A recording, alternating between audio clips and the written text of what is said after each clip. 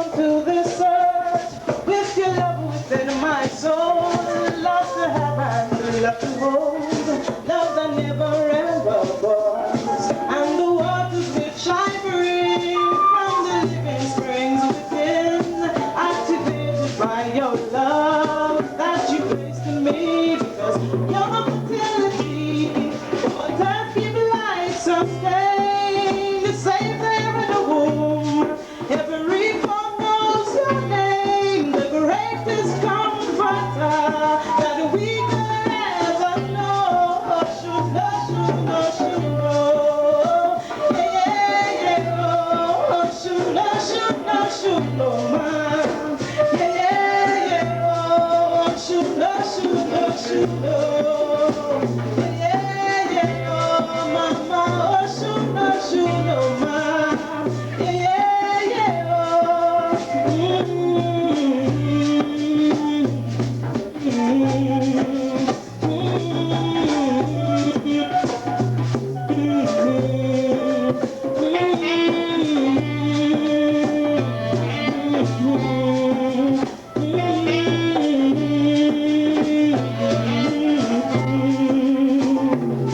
We pay homage unto you, oh mother lover, only you who possess such perfect love, love that cometh from above. When the teardrops in my eyes come from feeling you inside, they have come to let me know that you are so powerful. No one can resist the mystery of your touch. Everything in life depends on you so much, so we must give you praise and always call your name. Oh, Shuno, Shuno, Shuno. Yeah, yeah, oh. Shuno, ma. Yeah, yeah, oh. Yeah, Shuno, Shuno. Yeah, yeah, oh. Shuno, Shuno. Yeah, yeah.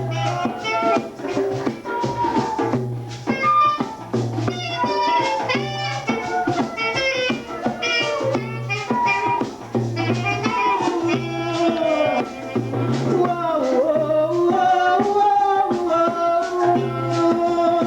Yeah, yeah, yeah. Whoa, oh,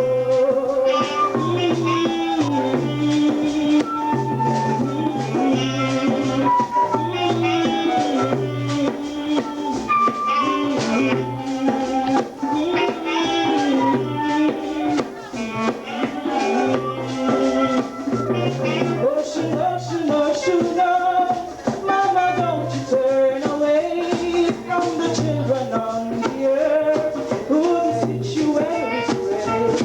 Feed us with the food of love as we journey every day to help us conquer all obstacles within us. Oh, your love the key to help us make it through the different times of life that we will place to do. Prepare us when we go. Thank you. Our next performer, we have worked with us, the brother from long time, a very powerful brother within the arts. We call him Brother Chet Swayo.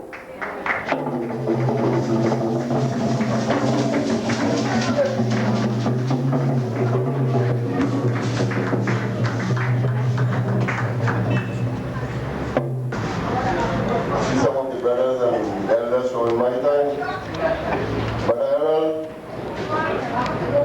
dear brothers, I was glad to come here tonight, but I would like us to know this. I'm a poet, a revolutionary. The system that's called me a troublemaker. Almost everybody in the system, don't care what government comes to, just call me a troublemaker. When I started in the 70s, they just called me the grandfather of Rapso. Right? A lot of the brothers you see perform tonight doing Rapso, they're my student. But unless you can write about wine and dine and touch the ground and party thing, you know it is gone. And I refuse to write any kind of lyrics that will bring any kind of degrading consciousness to my people. I refuse to do that. So if you don't know me, well, that's not a problem because that's how the system is moving. Some sisters who gave their life that we could be standing today and just get carried away with the religious part of the struggle. Never, never, never. We must never do that. Because why I'm saying is that I have met many of them, and we start to talk about Africa, there is no knowledge of the motherland in the sense of the historical thing that we did. And this is important. This is important. And I wouldn't like to be too long. So, at this moment, I would like to get into one of my poems. Rhapsody. I did this for the black women in the 70s, and I'd like to do it now tonight for the black sisters and all black women. And why I say this is, when the Indian brothers and sisters meet to celebrate Indian Arrival Day, whether they is Hindu, Catholic, Baptist, whether they is Presbyterian, Muslim, that is not a problem. They come together as one people. And we, as Orisha, as African people, as Kebulan people, we must organize, educate our people in the streets, in the buses, wherever we go, and let them know that the basic concept of the revolution must be unity. We must unite from here to all the Caribbean back to the motherland. Anything else is good. So we're going to deal with the mother. I do this one for the sisters tonight. Well, the other end, right? And I do it for the mothers. Woman, woman, woman, woman, woman, woman, woman, woman, woman, woman, woman. She walked like the wind. She moved like the daytime. Woman, woman, woman, woman, woman, woman, woman, woman, woman, woman, woman.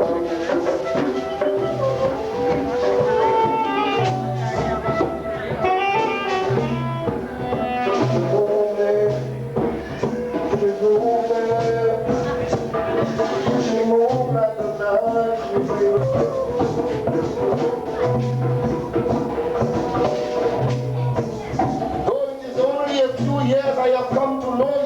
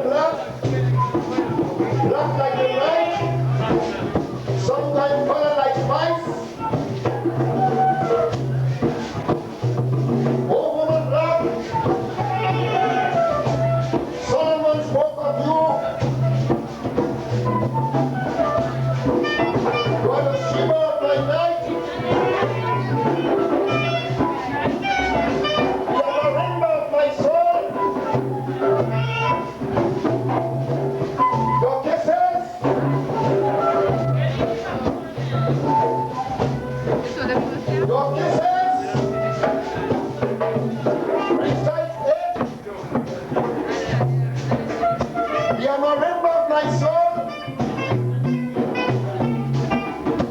No kisses. No kisses. No kisses. You torment me.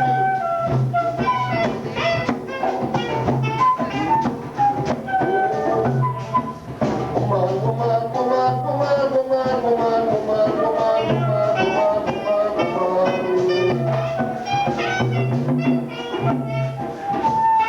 Brothers and sisters. Yeah.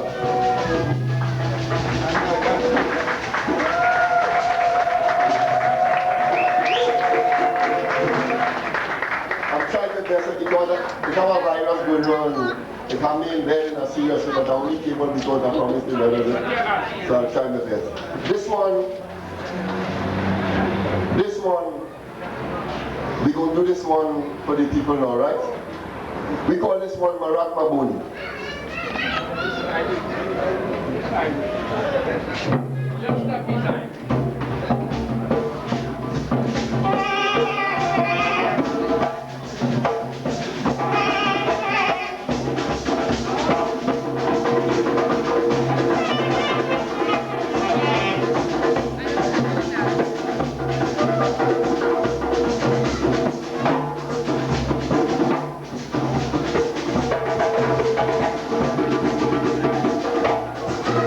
I remember days of old when men were poor and not so cold.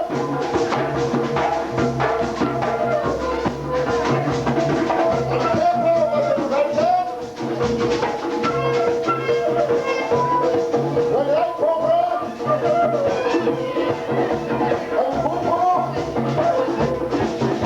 Marat Maboni was first across the Sahara Desert.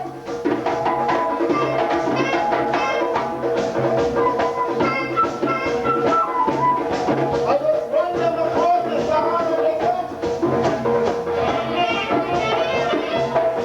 and I said to myself, Marat Maboni, Marat, that's your great-grandmother, Queen Victoria,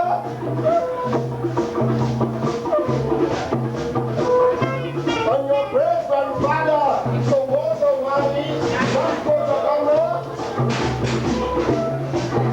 I met them in the ocean. Not saying what first 70 minutes on it, right enough. Alright, so I'm taping here now. Good. And you paused to, so we lost 1 minute. I guess this is an address to the nation. Yes, earlier this year I had a program, well, in fact I should say earlier this year, I had a program. Earlier this year I initiated a program which should run until April of 2000. That's my intention, to run this program until March, April of the year 2000. To highlight different matters pertaining to the environment and herbs and related issues. The program is called Anari 99, and the program began with a Thanksgiving service in honor of 18 traditional healers who have contributed significantly towards the development and use of herbal medicines in Trinidad and Tobago and the wider Caribbean, and who have also been instrumental in relation to the conservation of the environment in their own little ways. I have a list of the people who honor at the back of the program, just printed for the opening night of Anari 99. And I thought it would be useful to mention that tomorrow, which is the 30th of August, would be 5 years since the passing of C.H.B. Chadman, who was one of the foremost traditional healers in Trinidad, and who in many respects can be considered the father of the modern day herbal movement in terms of the development of indigenous herbal products in Trinidad. And I thought it would be fitting to have a moment of silence in honor of this passing.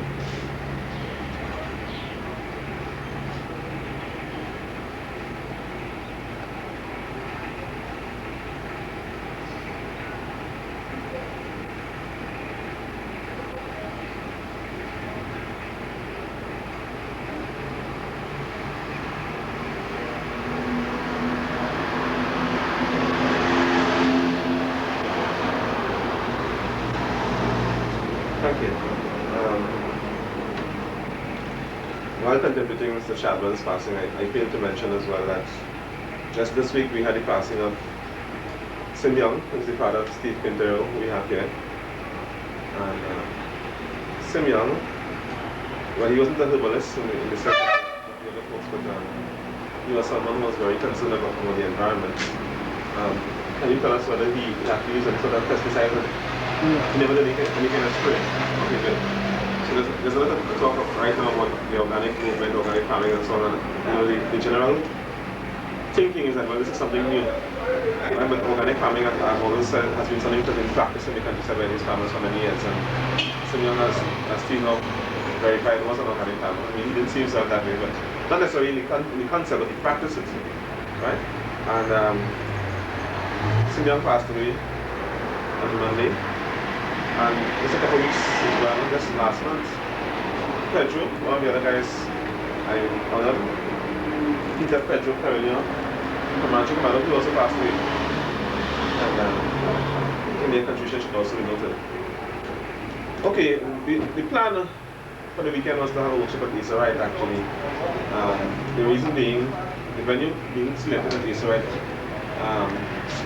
In the context of just returning to the point, a point where, well, at least two of us were present here, Nafikado and myself, started, quote unquote, last Independence weekend. And in the context of certain decisions I took last year, pertaining to the whole use of herbal medicines in Trinidad and Tobago. And when I say certain decisions, I'm relating more so to the legal aspects pertaining to the use of herbal medicines. And at the launching of that workshop last August, I mentioned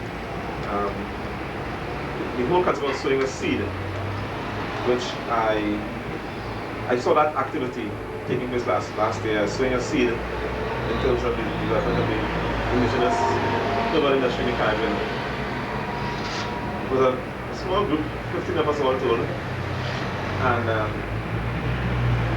many of the people who only one of the people who was actually there actually paid the fee which I had called for in terms of the workshop, but I thought that the workshop should go on, notwithstanding that most of the people cannot afford the cost of it. And it did go on, and I'm gratified that I did conduct the workshop. And that workshop was advertised for just 1 week.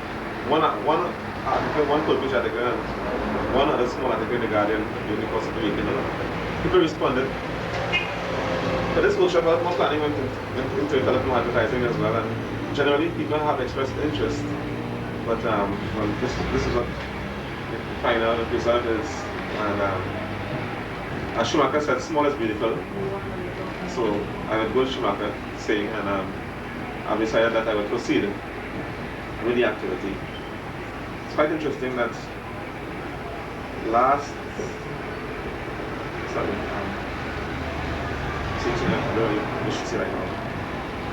what I should really say is that it's quite interesting that people often express the concern about the environment. There are all sorts of people preaching about the environment and this and that and the other. Use of herbs. Very often environmentalists themselves use the fact that the forests contain herbs as a basis for the need for conservation of the environment.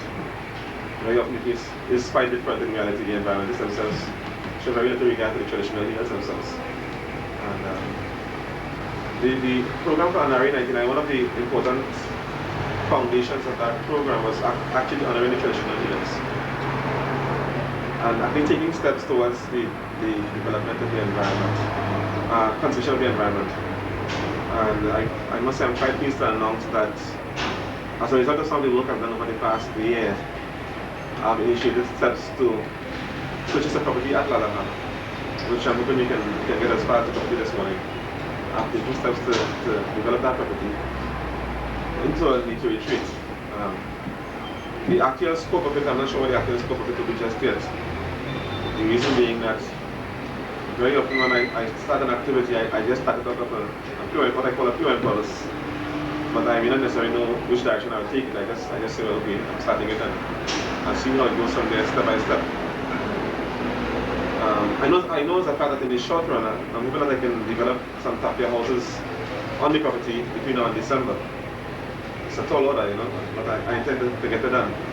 I had in the last issue of the Hillstar, I had a feature of the tapia houses, some of the tapia houses that can be found in the Laja area, Rosseco area. And I have been documenting a lot of the technology that goes into the actual, I'm calling this new technology deliberately.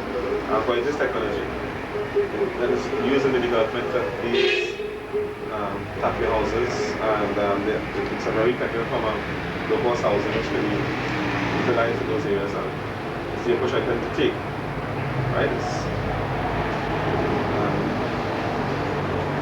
And as I said, I've been documenting them. You know, all the old tapia houses have been actually going into the buildings and taking out photographs of the walls and so on. And I mean, the older folks who still know a bit about the construction of the tapia houses have been going to them and visiting them.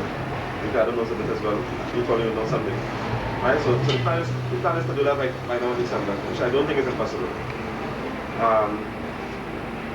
As I was saying, very often I sow the seed and I see what happens. I try to nurture it and I see what happens. Let me give an example, or two examples. The supplement I did on Friday, I didn't plan that supplement as such. I planned to do a one-page ad in the Express. On Wednesday I went to the Express to lay out the ad with the advertising agent, the advertising reps. And I thought one page was too small, so I looked at 2 pages. And then while the advertising reps told me, well, why not call it the Hillstar? See that people reading the Hillstar, you know. So I said, okay, well, 2 pages too small, you know, for the Hillstar. It's not proper, it doesn't seem to be appropriate, you know. So I just took a decision, I'll go for 4 pages. And so I never did the next supplement. But that was the plan. Very often things like that happen.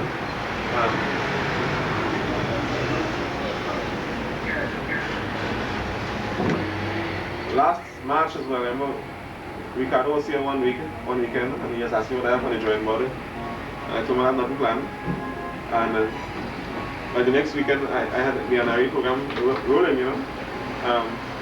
The next fortnight, I think, I'm not quite sure exactly how soon after. The thing is, Ricardo lives up in Kubaka in the forest, and we not in touch with each other during the weekend he's up there. And he may come down one day, and I may have nothing planned whatsoever. By the time he returns something elaborate, maybe on the drawing board. So, you know, these thoughts arise in consciousness, and I see myself as the instrument to make them manifest, and I go with it, you know. And that happens ever so often. So I can't say what's going to happen. I mean, as far as I'm concerned right now, for instance, there's a workshop which I'm planned for women dealing with women's health issues for later in the year. A conference, and I'll be doing a supplement to go along with the conference. I'll also be doing a whole lot of other activities related to that workshop. Right? Now, when I put this edition, so many editions, given the amount of work that went into this and the amount of money that went into producing this, I remember telling the Express that I'm not doing anything else until the turn of the century, or just before the turn of the century, I'm not doing anything else. And here it is, I did another supplement this week. And here it is, I'm also planning another supplement pertaining to women's health this year. So I may have certain ideas in mind as to what I would like to do, but then as I go along, other things may arise in mind. And as far as I'm concerned, somebody has to serve the need. And if it falls on my shoulder, well, so be it. So what I'm saying that I'm planning this, I don't know what else I may plan to now at the end of the year. What I'll say though is that I'm not disheartened by the small turnout, but what does bother me is the fact that, you know, some of the responses one obtains from people who claim to have an interest in the disabilities and so on. You know, it is of course some concern. Let me give an example. There's a lady who called Ricardo, and she met Ricardo last week at the Rhodesia Marketplace, and she wants to come, and she thought she should be a guest of honor. She shouldn't have to pay as well. Now, having advertised the workshop and at the cost, I was advertising the workshop for $2,500. I mean, I did myself that most people cannot afford it. But I said, I mean, I'm advertising it anyhow, and whoever comes, I'll just go with whatever happens. And I said, for the sake of having the workshop, at the end of it all, I said, well, whoever can make it, whatever they can afford, so be it. And I had someone call the lady who thinks she should be a guest of honor for her own reasons. And I even had to kind of call her last night and inform her that when we started talking to her, see that first she didn't want to come because she thought she shouldn't have to pay. Then secondly, she thought she should not come. Why? Because she didn't have transportation. So I decided, okay, well, I'll provide transportation for you. And then what was the last reason? She has an entourage. She claims to be the Carib Queen. I'm not saying that the claim is not relevant. What I'm saying is that you have million claims. I am saying I am accommodating you. I'm having an open door policy. So you're welcome. We are going to discuss providing transportation so you can come. Then you announce that you have an entourage. So I guess if I said that I have a bus, if I said a Maxi, maybe she might have had some other grounds not coming, you know. I don't know how, I don't need to criticize her, I'm just showing the sort of situations I have to deal with in the whole issue. Another lady left a very extensive message on her, on the voicemail, giving me all her entire resume almost, and I claim to, I don't say I claim to fame, but what I mean, I know all her, what she can do and what she cannot do. Okay, so I'll accommodate her, notwithstanding that the fact that she cannot afford it. And she gives me I get a epistle last night through Ricardo that she's a Christian, whatever that means. Sometimes I'm not sure what that means, given what I hear. But she's a Christian. I guess it's quite Christian to almost block my entire voice to leave a long message.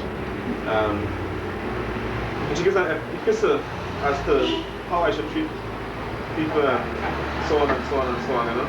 And I did everything within my power to accommodate her. I told her she picked up for $100, right? So, you know, there are all these scenarios which one has to face with, and one is whether people are really serious and whether people want to do the work. Right? Very often one gets a sense that people want to receive everything on a platter. You know, and it can't look like that. As a nation, I don't see it going anywhere. People want to receive things on a platter, you know. There is the whole scenario developing where there's this product called loan in the market, for instance, right? I mean, I don't know if you all have seen it before, right? This is what it looks like, yeah, more for the last of it. So everybody's noni, the Americans are marketing noni like crazy. So we are like, the whole thing is we have to jump on the bandwagon. I'm not saying that the noni is not good.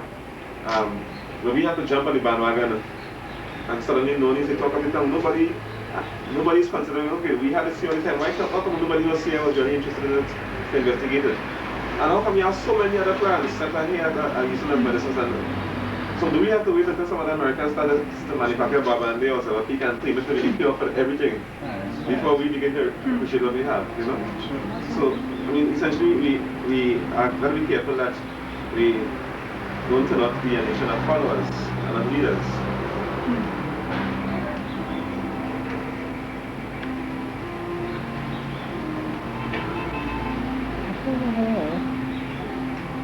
We need to be a nation of leaders, not followers.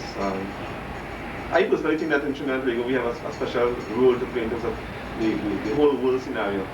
Because of the larger world view, I think Trinidad and Tobago is quite unique, and we've not for that thing which have held for over 20 years. I will not be here in Trinidad today.